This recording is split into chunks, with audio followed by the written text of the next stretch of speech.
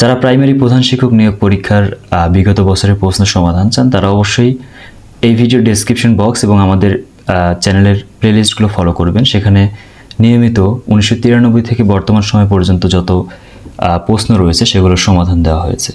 এমনকি ব্যাখ্যাসহ সমাধান সংক্রান্ত পিডিএফও আমরা আমাদের চ্যানেলের পিন কমেন্টে দিয়ে রাখবো। আসসালামু আলাইকুম, আশা করি সবাই অনেক ভালো আছেন। আজকে আমরা 47তম বিসিএস প্রিলিমিনারি পরীক্ষায় আসা মানসিক দক্ষতার যে প্রশ্নগুলো ছিল সেগুলোর ব্যাখ্যাসহ সমাধান দেখব। তো চলুন শুরু করা যাক। সিড, স্যাপলিং, এগ, এখানে কি হবে? এটা হচ্ছে একটা অ্যানালজি, আমরা এর সাথে অবশ্যই পরিচিত। সিড হচ্ছে বীজ, বীজ থেকে যেমন স্যাপলিং বা চারা গাছ তৈরি হয় ঠিক তেমনি এগ থেকে কি তৈরি হয়? চিক বা পাখির বাচ্চা তৈরি হয়।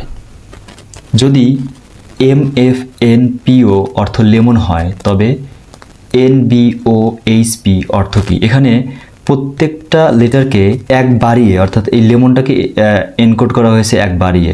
যেমন আমরা জানি এল এর পরের লেটারটা হচ্ছে এম, ই এর পরের লেটার হচ্ছে এফ, এম এর পরে হচ্ছে এন, ও এর পরে হচ্ছে পি, এন এর পরে হচ্ছে ও।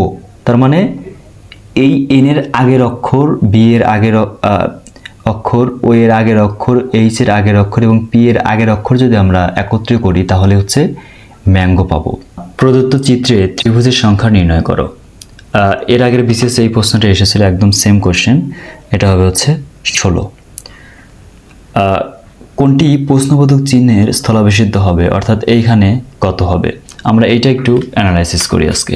আমরা যদি 18 + 12 + 20 যোগ করি তাহলে কত হবে? তাহলে হবে হচ্ছে 50, এবং এইটাকে যদি 10 দ্বারা ভাগ করি তাহলে হবে হচ্ছে 5।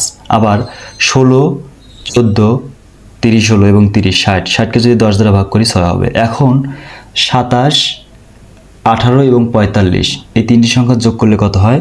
যোগ করলে হয় হচ্ছে 90। এখন যদি 10 দ্বারা ভাগ করি আমাদের আসবে হচ্ছে 9, তার মানে সঠিক উত্তর 9। পানিতে প্রদত্ত প্রতিচ্ছবিগুলোর সাথে কোনটি ইংরেজিতে একটি শব্দের সাথে সাদৃশ্যপূর্ণ? এখানে পানিতে প্রতিফলন যেহেতু হচ্ছে সেক্ষেত্রে FAMILY, ফ্যামিলি, এটা হচ্ছে সামঞ্জস্যপূর্ণ। একজন ব্যক্তি 4 মাইল উত্তরে, 12 মাইল পূর্বে এবং তারপরে 12 মাইল উত্তরে ভ্রমণ করে। তিনি শুরুর বিন্দু থেকে কত দূরে আছেন? একদম আগের একটা বিসিএস এর রিপিট কোশ্চেন এটা হবে হচ্ছে 20 মাইল। সেখানে আমরা চিত্রের সাহায্যে হচ্ছে দিয়েছিলাম কিভাবে হয়। তো এখানে মোট উত্তর দিকে অতিক্রান্ত দূরত্ব হচ্ছে 4 + 12 অর্থাৎ 16 মাইল, এবং পূর্ব দিকে অতিক্রান্ত দূরত্ব হচ্ছে 12 মাইল।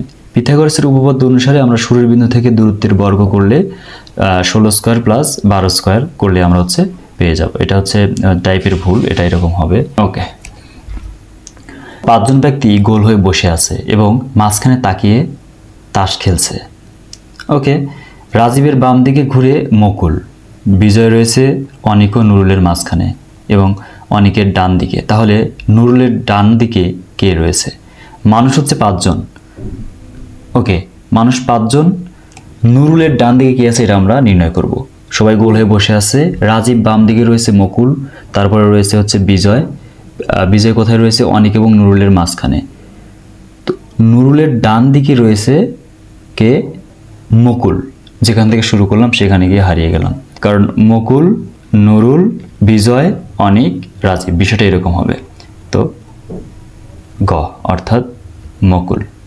এ যদি বি এর সাথে খাপ খায় যেমনভাবে সি ডি এর সাথে, তাহলে নিচের জোড়াগুলোর মধ্যে কোন জোড়া যুক্তিযুক্তভাবে খাপ খায়? এটা হচ্ছে খাদ্য যেমন খাবারের জন্য, পানি তেমনি পান করার জন্য।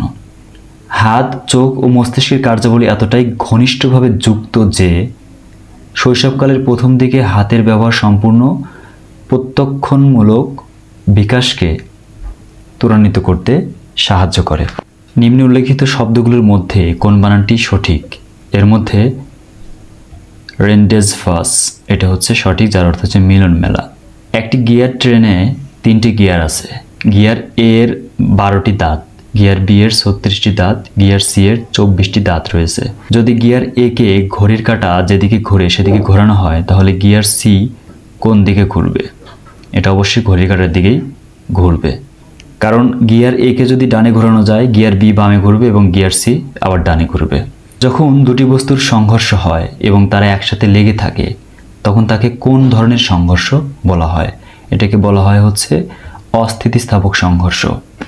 মানে সংঘর্ষ হচ্ছে কিন্তু লেগে আছে। যে সংঘর্ষে দুটি বস্তুর মোট ভরবেগ অপরিবর্তিত থাকে কিন্তু মোট গতিশক্তি অপরিবর্তিত থাকে না, তাকে অস্থিতিস্থাপক সংঘর্ষ বলে। এক্ষেত্রে দুটি বস্তুর সংঘর্ষের পর একটি বস্তু অপরটির সাথে লেগে থাকে। নিচের ছবিগুলোর সাথে সামঞ্জস্যপূর্ণ রেখে এখানে প্রশ্নবোধক স্থানে কি হবে? আমরা যদি লক্ষ্য করি, এটা আছে উপরের দিকে, এটা নিচের দিকে, এটা উপরের দিকে, তাহলে আরেকটা আসবে নিচের দিকে। এটা এভাবে আসলে সঠিক হতো, এভাবে আসলেও সঠিক, তার মানে গ 3। পৃথিবীর কক্ষপথের বিভিন্ন বিন্দু থেকে দেখলে কোন ঘটনার কারণে একটি নক্ষত্রের অবস্থানের আপাত পরিবর্তন ঘটে? প্যারাল্যাক্স। প্যারাল্যাক্স ধারণাটি জ্যোতির্বিদ্যার সাথে সংশ্লিষ্ট। প্যারাল্যাক্স ব্যবহার করে নক্ষত্র বা গ্রহের দূরত্ব নির্ণয় করা যায়। এই ক্ষেত্রে পৃথিবীর কক্ষপথের দুই প্রান্ত থেকে কোনো নক্ষত্রের দিকে তাকালে তার আপাত অবস্থান সামান্য বদলে যায়। এটা একটা গুরুত্বপূর্ণ এবং খুবই ম্যাজিক্যাল একটা বক্স।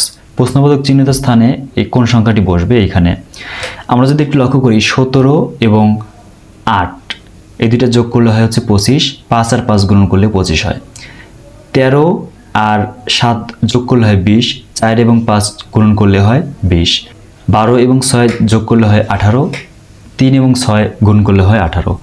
সেই ক্ষেত্রে 10 এবং 6 যদি আমরা যোগ করি তাহলে হচ্ছে 16 হয়। তাহলে 4 এবং এমন একটি সংখ্যা লাগবে যা গুণন করলে 16 হবে। আমরা জানি 4 এবং 4 16, তার মানে 4। তো এই ছিল আজকের মতো। দেখা হচ্ছে পরবর্তী কোনো ভিডিওতে। সবাই ভালো থাকবেন, সুস্থ থাকবেন। আল্লাহ হাফেজ। আসসালামু আলাইকুম ওয়া রাহমাতুল্লাহ।